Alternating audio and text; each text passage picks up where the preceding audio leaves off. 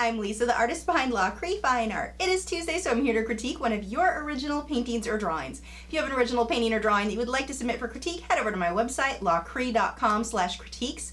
That link is below in the video description, and you can submit your work there. Today's critique comes from an amazing artist, Caroline. You can view more of her work over at her Facebook page. I will have a link for that below in the video description. She's completed this piece in colored pencil and had this to say about it. I wanted to create tight knotted fur for the ears, but instead did long curls and spoiled it, I think. Also, I wanted to replicate the light reflection in the fur to make it look not so flat. I find that my past drawings have not had enough light shadow, and I have not been too happy with the results. This piece is amazing. Your proportions are right on. The drawing is super accurate. You did a really good job with the lighting, getting your lights really light, your darks really dark. Beautiful, beautiful work. It has a lot of dimension too. That nose and the eyes, oh my gosh, those are incredible. One of the things that I like so much about this submission is that you pointed out and are aware of the things that you want to improve on. That is such a big deal as artists. To be able to look at your work and say, these are the very specifics that I want to improve on, that means you're going to improve on them. If you're sitting back thinking, oh, it's not good enough, and you just leave it at that, it's gonna take you a lot longer to get better. You've got to be able to pinpoint it like what you've done here. This is great. So first, let's take a look at the shading. Being that you're going for a super realistic look, you've definitely left your whites a bit too white on the underside of the chin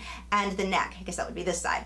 What's happening is you've got the deep dark shadows on this side of the head, on the eye. That eye is falling in shadow, but the rest of his face is as bright as it is on this side of his face. So to balance out, get the shadows on the rest of the face here. On his chin, his neck, part of the muzzle, I would darken up a little bit.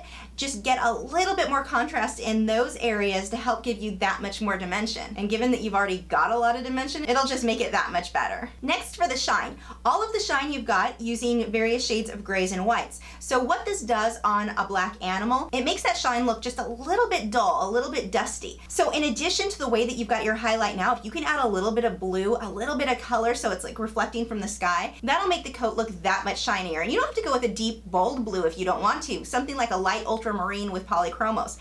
Something very, very pale will make a really big difference. Now, for the curls on the ears that you were talking about, this is actually a really easy thing to do.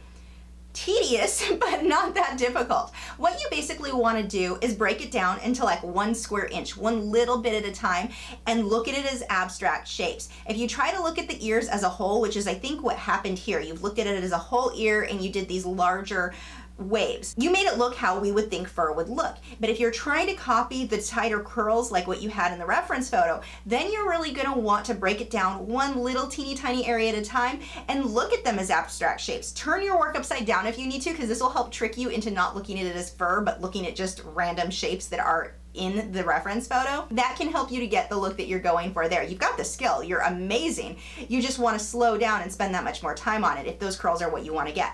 I will say though that I actually like the way you've done the ears because the dog looks more like freshly groomed. So in this case, when doing a pet portrait, I would talk to the owner and find out, do you want the hair, the fur on the ears to look more groomed, to look softer like with what you've got, or do you want the tighter curls? See what they prefer before you put in all of that work to get those tight curls, because if the dog had just been groomed and brushed out, most of that hair would look much closer to what you've got here. Talking about that, that's another thing that you want to check too with owners, like for Italian Greyhounds. When we groom Italian Greyhounds, we shave their face, we shave the whiskers off. Makes their little faces look so cute. I love it. But find out from the owner. Not all owners do this. This is a stunning, stunning portrait. I bet the owners who got this one were absolutely thrilled with the results. Yeah, if you guys want to check out more of Caroline's work, you can head over to her Facebook page. That link is below in the video description. Thanks for watching. If you're new to my channel, I have new video critiques every Tuesday where I'm critiquing your original paintings or drawings, my own speed paintings, drawings, and tutorials every Wednesday, art Q&A videos each Thursday, and artist vlogs every weekend. So if you haven't already, I would love for you to subscribe so you don't miss out on anything. And you can follow me on Facebook, Twitter, Instagram, Google+. All of those social media sites are linked below in the video description where you can keep up with news, my newest work, and see real-time clips of whatever it is I'm currently working on. I'll see you guys tomorrow.